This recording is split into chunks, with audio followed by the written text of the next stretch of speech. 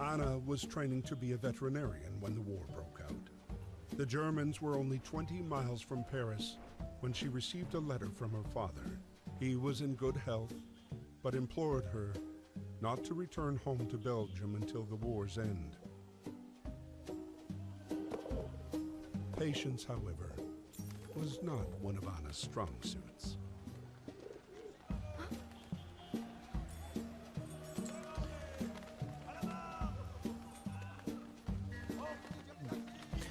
I love how these pigeons have tiny helmets on. Hello, and welcome back to another episode of Valiant Hearts, The Great War. So, what have we learned so far in Chapter 1? Well, it started out, as we know, Carl was living on a farm with his wife and daughter and father-in-law, and Carl got deported once the French went to war with Germany, and Carl was forced to fight for the Germans. And then later Emil, Carl's father-in-law, was drafted to fight for the French. And once Emil went through a brief boot camp, he was in the Battle of the Marne and got shot, and the rest of his regiment was killed, and he was taken a prisoner. And he then met up with Carl at the camp that was then bombed by the British, and Emil was saved by Walter, the medical dog. So, once trying to find his way home, I suppose, Walter, the dog, found some sausages and pretzels that he really wanted and got himself caught in barbed wire. Emil went to go save him, but shortly after, a runaway truck was heading towards them, but luckily Emil's new friend that he met at the train station, Freddy, was nearby and saw Emil in danger and shot the truck with a cannon that he captured from the Germans and saved them both. Then Freddy and Emil and Walter the dog went to go find the Baron von Dwarf and Carl. And on their way there, they encountered the chlorine gas for the first time, and they ran into Anna, who was looking for her father, who is also with Carl and Baron von Dwarf. So Anna and Freddy and Emil all got together and were going after the Zeppelin when they got shot off the road, and had to sneak through an enemy entrenchment to find medical help for Freddy, who was injured. And they had to, well, while they were there, they found the Baron's Zeppelin at some sort of castle and a cannon, and they shot at it, but the Baron escaped once again. And then they followed him to Rem, where he bombed the city, and Emil and Freddy got separated, and they fought the Baron von Dwarf, and finally the Zeppelin was not really destroyed, but went out of control because the engines were blown up, and we assume that it probably crashed, but we're not sure because now we're here at this flashback of 9 months earlier.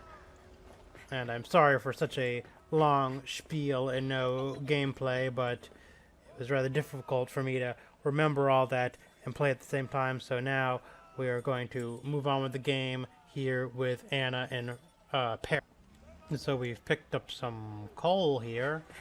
I'm gonna throw it at this bird. Not that bird. That bird! Oh shit, wrong bird. Stupid bird. Hey. Oh, whatever. I need some more coal. I'm gonna throw it at that bird. Wrong bird again. Why does the bird really want this key? That bird. Hey, I found the key. Wrong bird. That bird. Stupid bird. Get off my well. My ledge. My well. Wow, I'm having really a hard time with words today. Wow. La la la la. Who's singing?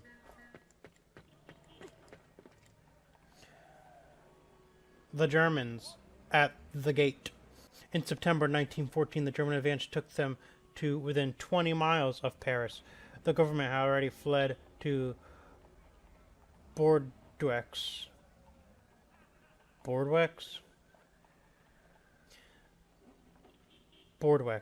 and was expecting Paris to fall.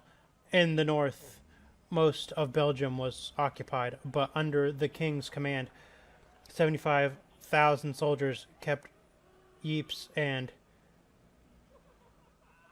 Yser out of German hands.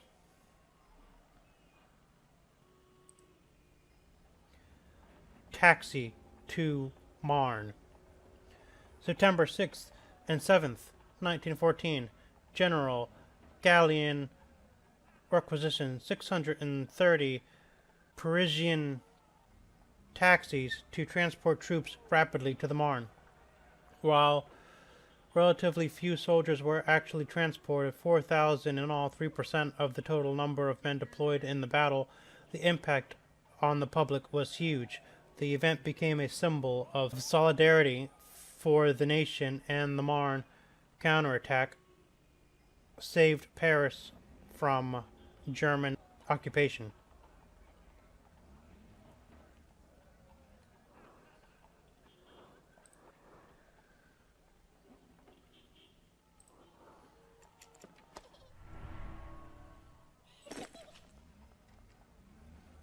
Inkwell. Ballpoint pens were not developed until the 1950s and 1960s, so soldiers used a quill or a nib to write letters. Ink was poured into an inkwell, into which, in order to provide enough ink, the quill or nib had to be dipped regularly. Unlocketh the door. Someone is summoning me.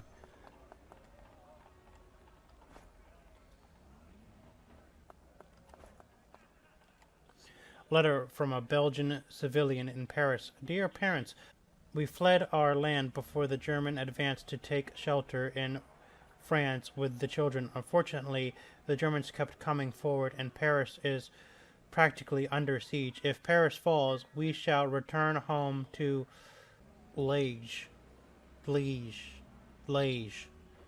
Your daughter, Mathilde.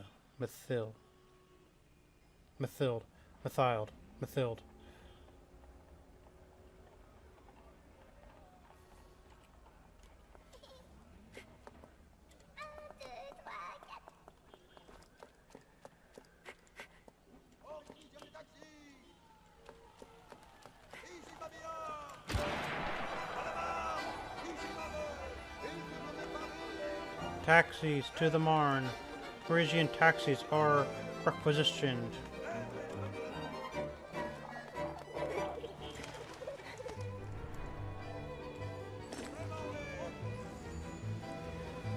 broken watch strap. A watch strap broken by a motor crank handle.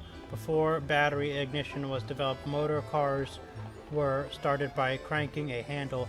As the engine sparked into life, the operator had to let go of the handle smartly because the crank handle, now propelled by the engine, could cause a nasty accident. And I guess it would get strapped, or the handle would caught on their watches and break their watch straps.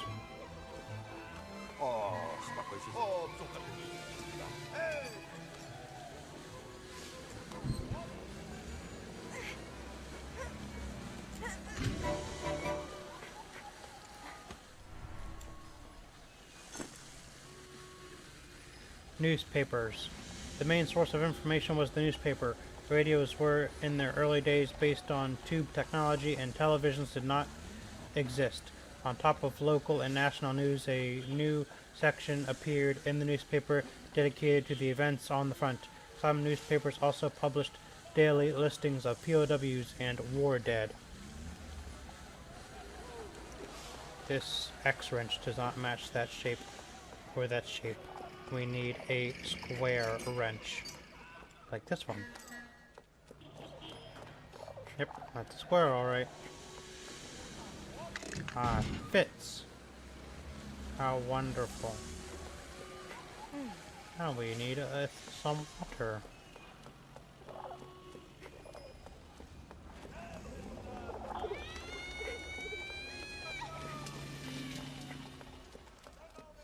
I'll save you, little girl. I'm a vet.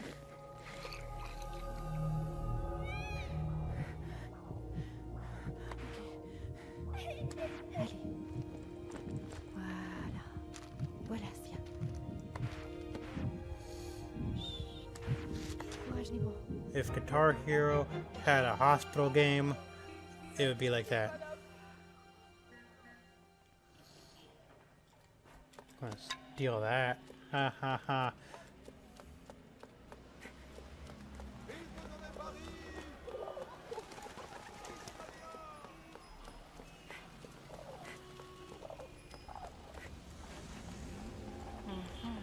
Need a triangle. I think this one should work. Aha. Get the water for the engine.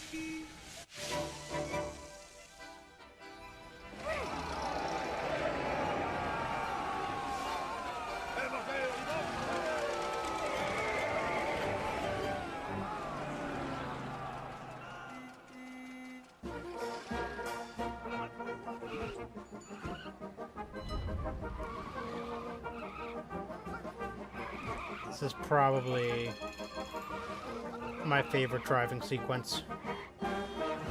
It's just very uppity and fun.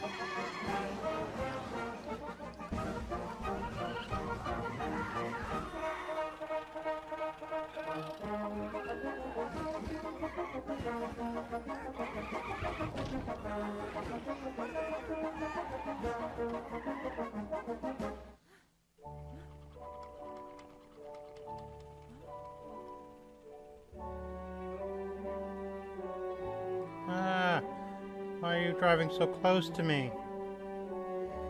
This isn't car ballet.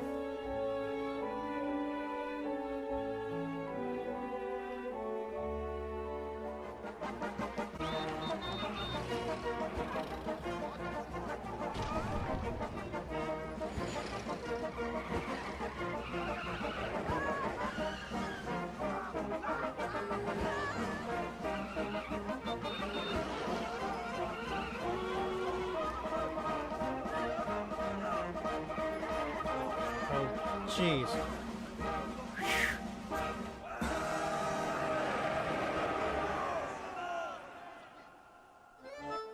September 7th, 1914.